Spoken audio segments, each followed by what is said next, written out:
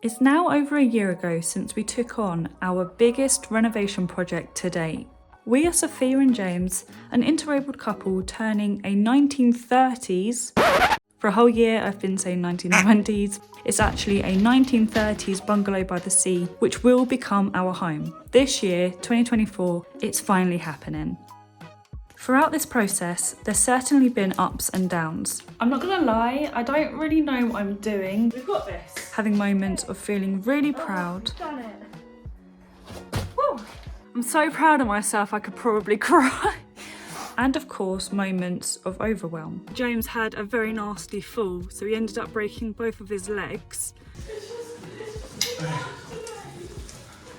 Hey, babes. But humour and the vision we both have has pushed us through to now. So you might be wondering, what have we actually done at this point?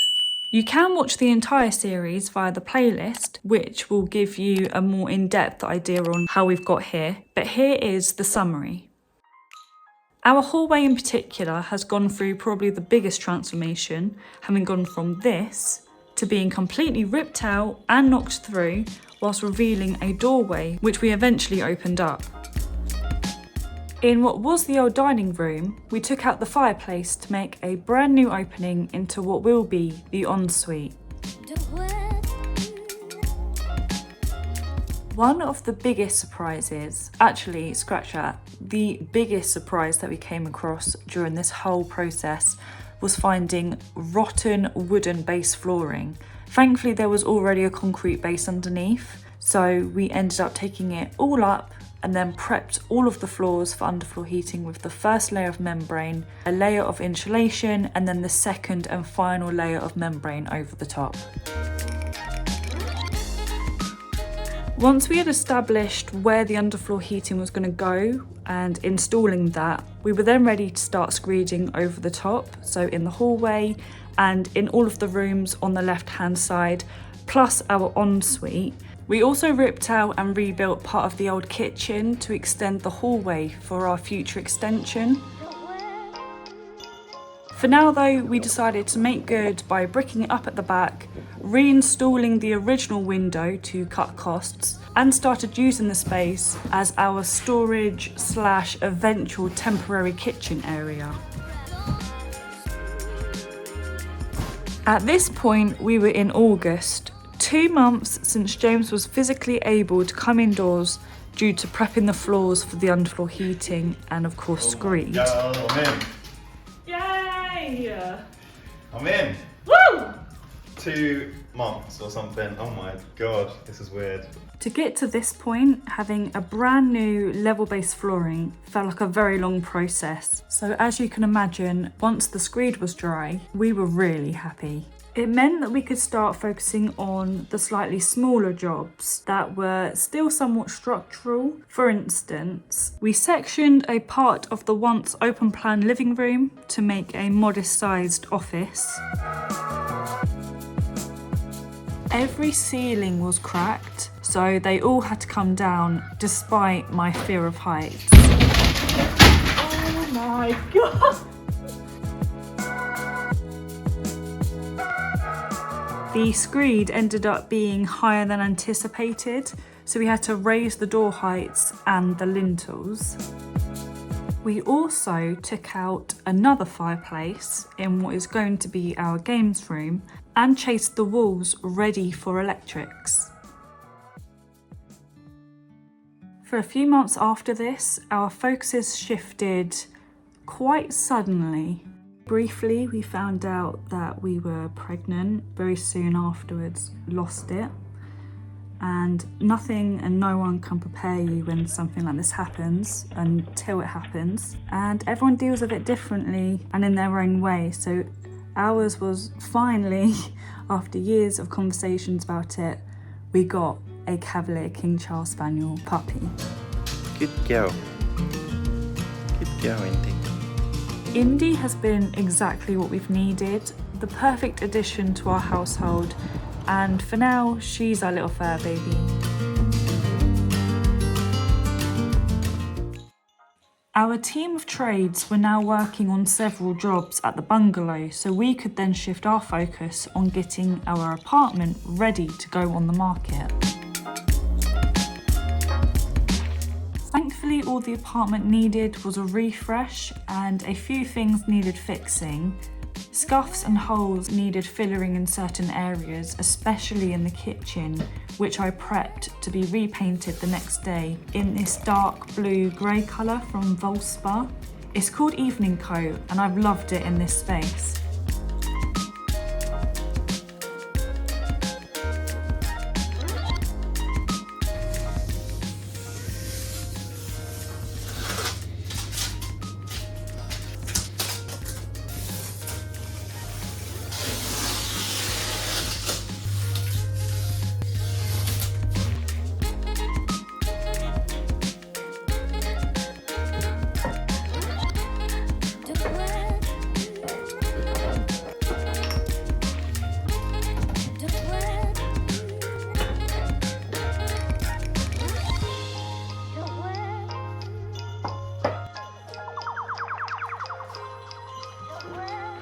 With Indy's help, of course, our to-do list for the apartment was quickly being ticked off. Back at the bungalow, ceilings had been put up, rooms had been plastered and were now drying, and lights and electrics had been wired in. Plus, we were having insulation going up in the loft, and we're also dealing with problems with our boiler, which meant that we didn't have heating for a while. Right, light turn on. Oh my god. In 3, 2... Hang on, disclaimer, only one of the bulbs is in the hallway. Oh So yeah. 3, 2, 1. Woo! Yay! We got light! Holy that feels like progress. It feels somewhat like a room now. Yeah, we've got plug sockets dotted around so we can put the heater. So this screen here actually controls this zone's underfloor heating. And then, right, I'm gonna do one now. Yay! Oh my gosh. Oh. Now in December, a whole year since we picked up the keys, and with a week spare, we started clearing plaster splashes from the floors and clearing out some of the rooms so we could start sealing the plastered walls with mist coats, diluted emulsion paint.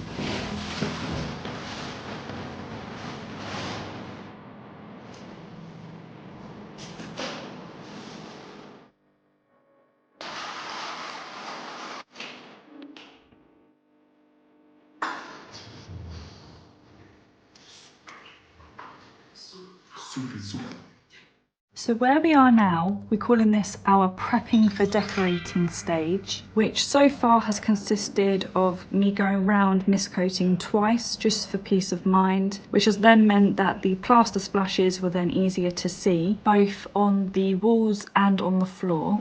So I've gone around scraping all of them off, then gone around again with the mist coat mixture. The next step is to fill the holes, sand everything down, prime the walls, and then we can start focusing on the first room mini-series. We will be starting with our guest bedroom, and I'm really excited to share all of my creative ideas. I've got colour schemes and DIY projects already figured out and ready to go. If that sounds like something you'd be interested in following, be sure to subscribe and hit the bell icon so you're notified every time I upload. And thank you so much for watching this video, and I shall see you in the next one. Bye guys!